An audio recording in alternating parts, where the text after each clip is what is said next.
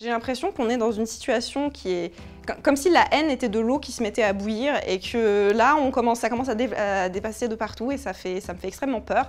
Et je me dis que dans ces situations-là, tu peux pas faire comme si tu n'avais rien vu, tu peux pas rester sans rien dire.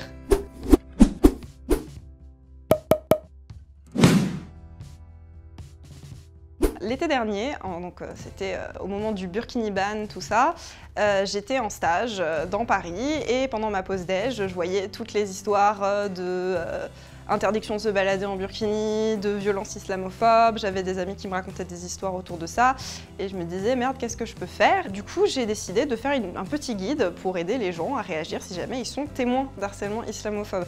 C'est en gros une bande dessinée où on voit une jeune fille qui est témoin d'une agression islamophobe dans le métro, d'une femme voilée et qui décide de s'asseoir à côté d'elle et d'engager une conversation histoire de la déconnecter de l'agression et de, on espère, court-circuiter l'agression en elle-même. J'ai été contactée par des militants de San Francisco qui me disaient on voudrait faire un crowdfunding et distribuer ton affiche dans le métro de San Francisco.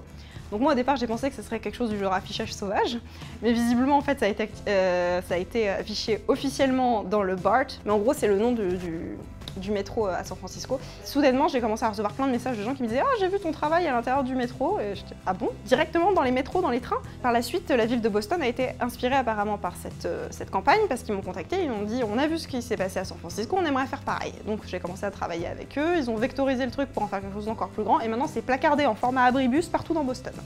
J'ai l'impression d'être ces espèces de stars à la télé, genre j'ai du mal à réaliser. Mais c'est exactement ça, j'ai du mal à réaliser. Je me dis, ah bon, mon travail, d'accord, ok. Je pense que si un jour je vais à Boston et que je le vois, je vais faire, ah ouais. Mais pour l'instant, ça vient au cerveau, mais pas au dernier neurone. J'arrive pas vraiment à réaliser. J'adorerais que mon affiche soit utilisée en France, à Paris, là où elle est née. D'ailleurs, on a fait un petit coucou à notre mère Anne Hidalgo sur Twitter si jamais ça l'intéresse. On attend une réponse, je ne sais pas si on en aura une, j'espère.